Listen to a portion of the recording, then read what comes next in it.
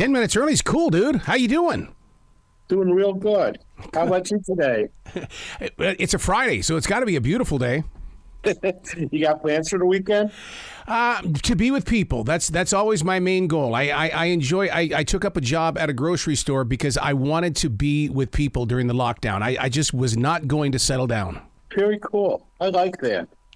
What did you do during the lockdown? Is that where this book came from? Yes. Yeah. In what way did you find that page? Because, I mean, to write a book is one thing. Having the courage to maintain it is another thing. I love writing. Yes. And it's the first time that I was able to sit down and really work at something. I never thought I could write anything more than 25 pages. That's what I love about writing is that even on the 26th page, you're going, oh, my God, I still have the vision inside me. I can't shake this. Yeah. I mean, I didn't think I could come up with so many words. What is, and I'm probably going to pronounce it wrong, Bashert. What is that, and how does that come into play? Okay, so the word Bashert is Yiddish.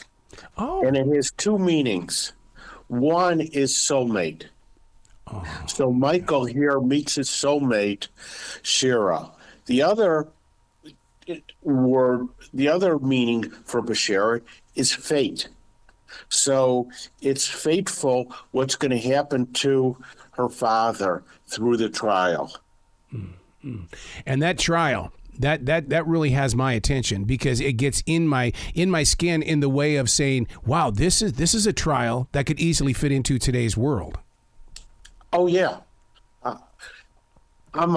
Professionally, I'm an expert witness, and I can't tell you how many bad prosecutors I've seen. When I say bad, I mean unethical, illegal. But see, that's what I love about true crime novels. I mean, and because when you start talking about that, the illegal stuff and the rule breaking, especially when a prosecutor here, is he's corrupt, and I like the fact that it's this guy. Yeah, you really hate him. Yes, yeah, because he affects my emotions. That's what I love about reading a book versus watching a movie is because the writer can get inside my head and I can go back and reread the paragraphs. Exactly.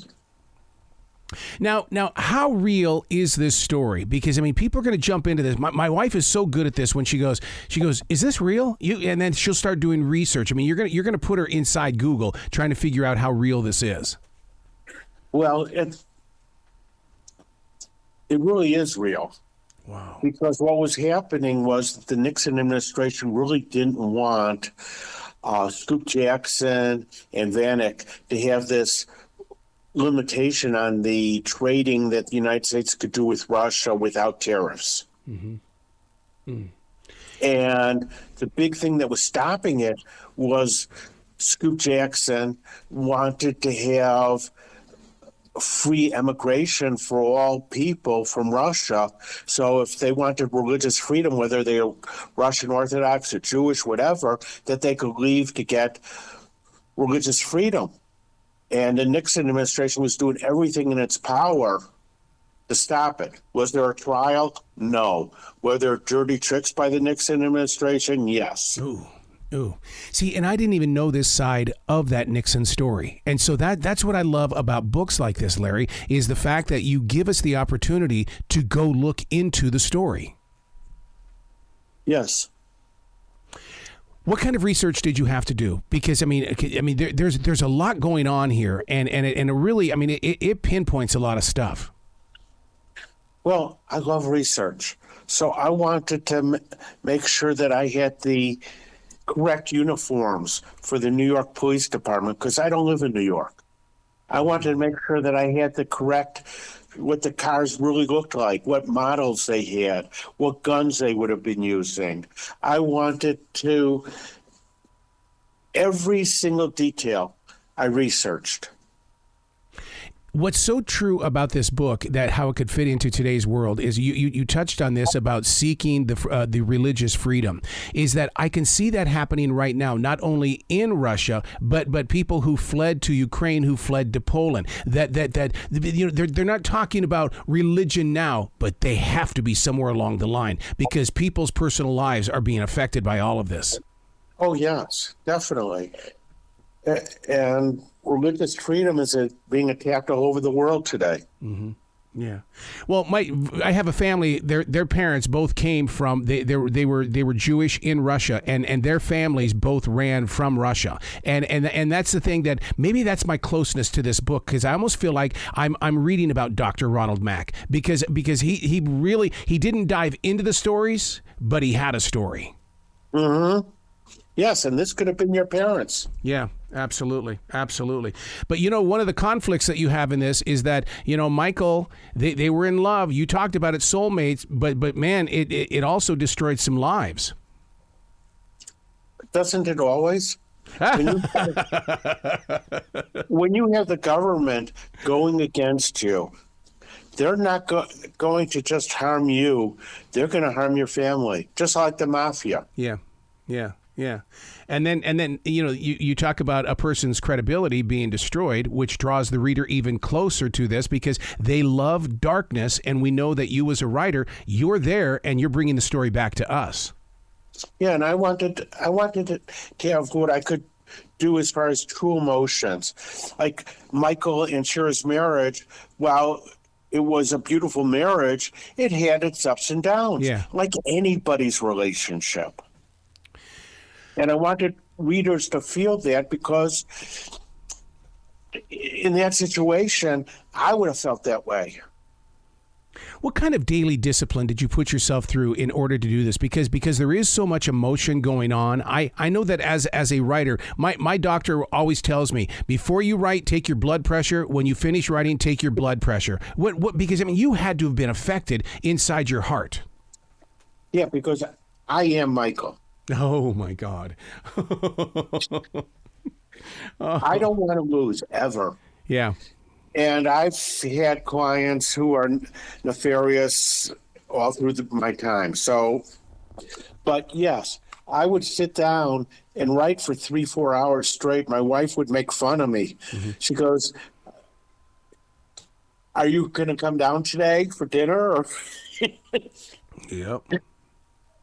No, I understand that. I've lived it. Now, let me ask you this question, Larry. Did you handwrite it and then go to the computer? How did you bring it forward?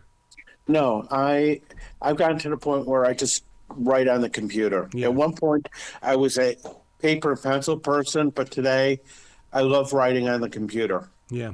Yeah, but how do you keep that perfectionist at bay? Because you know what it's like when you've got a paragraph there, you work on it, you work on it, you work on it, you work on it. Oh, wait a second, I can work on it more. It happens, and I'll wake up at 3:00 in the morning, and I'll say, "Oh shit!" I don't know if I can say that. Yes. And I'll go, "Oh, I should have used this word, yep, or I should have changed that sentence, or that emotion is different from what I actually typed in." And I'll go back in the computer around 4:00 in the morning, and my wife's eyes will open as she sees a shadow going into the computer room.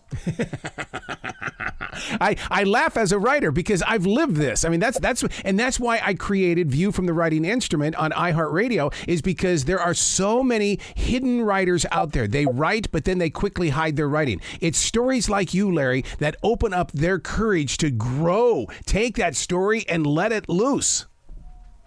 Thank you. And to me, it really was this story is a piece of me. I wanted to share so much with the reading public and my friends that it is a part of me.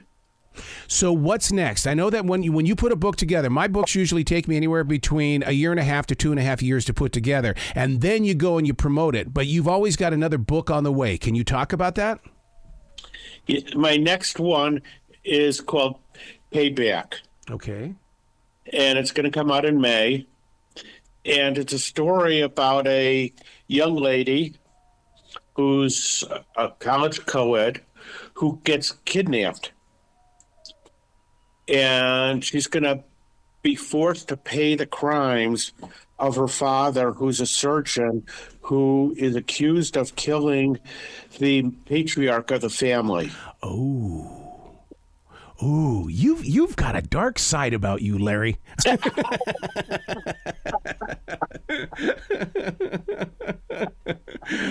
Oh my God.